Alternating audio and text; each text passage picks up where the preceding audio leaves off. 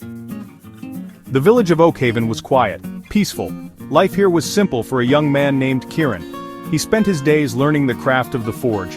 Kieran worked hard. He was strong and determined. Master Thorn, the blacksmith, saw promise in him. Kieran was content. He had no grand ambitions, only the rhythm of the hammer against metal. The warmth of the forge was his comfort. Life in Oakhaven was all he knew. He never questioned his place. The outside world held little allure. He heard stories from traveling merchants, tales of distant cities and perilous adventures. But Kieran was not drawn to them. His world was the forge, his companions, the tools of his trade. He never suspected the truth. He had no knowledge of the bloodline he carried. A dormant power slumbered within him, waiting for the right moment to awaken. The villagers saw only a blacksmith's apprentice. They were blind to the destiny that awaited him.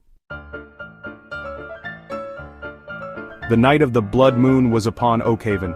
The villagers whispered of old legends, tales of curses and ancient evils. Kieran dismissed them as mere superstition. He saw no reason for fear. He was wrong. The sky turned a crimson red. The air grew heavy, thick with an unseen dread. An unnatural chill settled over the land. The villagers barred their doors. They sought solace in their homes. Fear was a powerful current. It flowed through the streets. Kieran felt a stirring within him, a strange pull deep in his chest. He stepped outside, drawn by an unknown force. The crimson moonlight bathed him in its eerie glow. He looked up at the blood-red moon. A sharp pain shot through his head. His vision blurred. Images flashed before his eyes. A battlefield consumed by fire. A monstrous figure wreathed in shadow. A searing pain. Then, darkness. When Kieran awoke, the world was different. He felt changed, marked. He was different. He could feel it in his bones. A darkness lingered at the edge of his vision. A voice whispered in his dreams. Kieran tried to ignore it. He tried to deny what was happening, but the truth was a relentless pursuer. He sought answers from Master Thorn. The old blacksmith listened patiently, his face creased with concern. He spoke of an ancient prophecy, a curse that followed his bloodline, the legacy of the Demon King. Kieran was horrified. The legends were true. The curse was real. He was the heir to a terrifying power, a power he never wanted.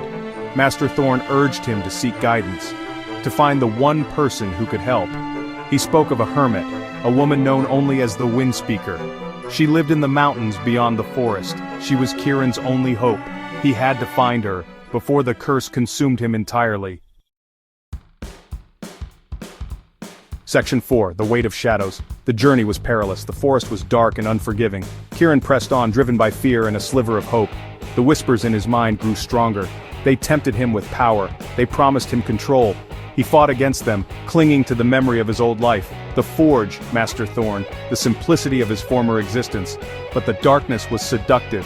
It offered a dangerous solace. He trained in secret, learning to control the shadows that danced at his command.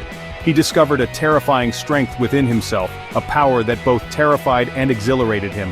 He was walking a razor's edge. The curse was a heavy burden. It threatened to crush him under its weight. But Kieran was determined. He would not be controlled. He would find the Wind Speaker. He would master the demon within. Section 5, A Flicker of Light. He stumbled out of the forest, exhausted and wounded. He had been followed, hunted. He collapsed in a heap, his vision blurred. He was losing hope. Then he saw her, a young woman with eyes the color of the forest. She moved with the grace of a wildcat. She was strong and fearless.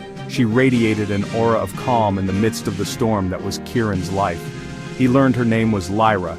She was a hunter, skilled in the ways of the wild. She had been watching him, drawn by the strange energy that clung to him. She offered him shelter and aid. Kieran was wary. He dared not drag her into his darkness, but Lyra was insistent. She saw the good in him. She believed in him. For the first time since that fateful night, Kieran allowed himself a flicker of hope.